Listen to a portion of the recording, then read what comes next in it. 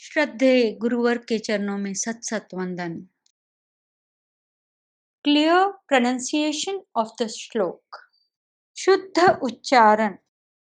वक्तुम गुणान गुण समुद्र शशांक कांतान कस्ते क्षम सुर गुरु प्रतिमोपि बुद्ध्या कल्पांत काल पवनोद्वत नक्र चक्रम को वा तरीतुमलमं बुनिधिं भुजाभ्याम्।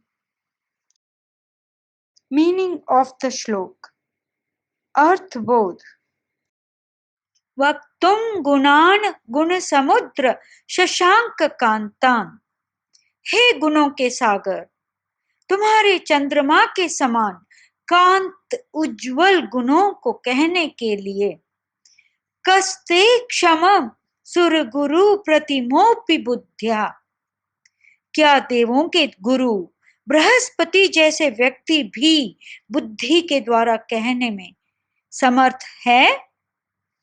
कल्पांत काल पवनोद्वत नक्र चक्रम, अथवा प्रलय काल की प्रचंड वायु से उछलते हुए मगरमच्छों के समूह से युक्त समुद्र को वा तरीतुमलमं बुनिधिं भुजाभ्याम।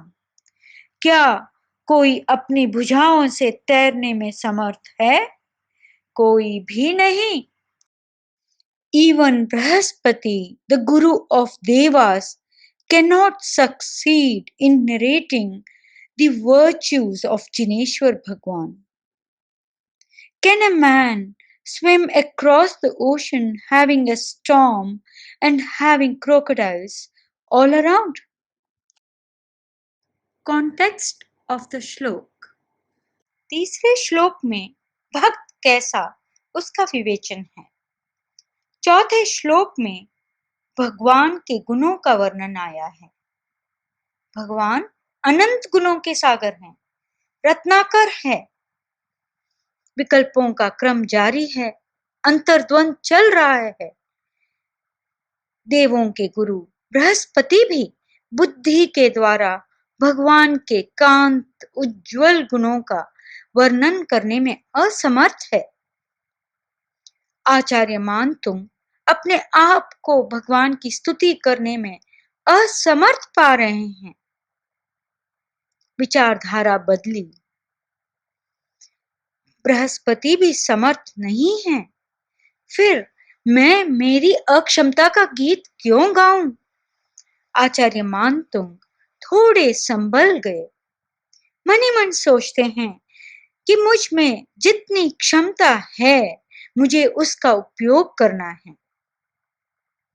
तीसरी और चौथी लाइन में आचार्य मानतुंग ने अपनी स्थिति का कंपैरिजन एक और स्थिति से किया है। समुद्र में तूफान हो और उस प्रचंड वायु से उछलते हुए मगरमच्छों के समूह से युक्त समुद्र हो, तो क्या कोई उस समुद्र को अपनी भुजाओं से तैरने में समर्थ हो सकता है? कोई भी नहीं। मैसेज कन्वेड थ्रू द श्लोक। भावार्थ। In the first two lines भगवान के अनंत गुणों का वर्णन हुआ है। When you think of the qualities of Bhagwan, you start acquiring those qualities. Law of attraction works. It starts working. It attracts what you think. आप जैसे सोचते हैं वैसे होने लग जाता है। वैसे ही परमाणु हम यूनिवर्स से अट्रैक्ट करने लग जाते हैं। Third and fourth line, there is a symbolic picturization of the state of mind in which Acharya Mantung is. आचार्य मानतुंग व्यक्ति के भीतर चल रहे तूफान के बारे में बता रहे हैं। भीतर तूफान सतत चल रहा है, मन में और वचन में, और फिर कर्म रूपी मगरमच्छ डसने को तैयार रहते हैं। ऐसी स्थिति में हम भगवान तक कैसे पहुंच सकते हैं? इम्पैक्ट ऑफ द श्लोक, श्लोक का प्रभाव। यह श्लोक विशेष रूप से जल जंतुओं के भय को दूर करता है।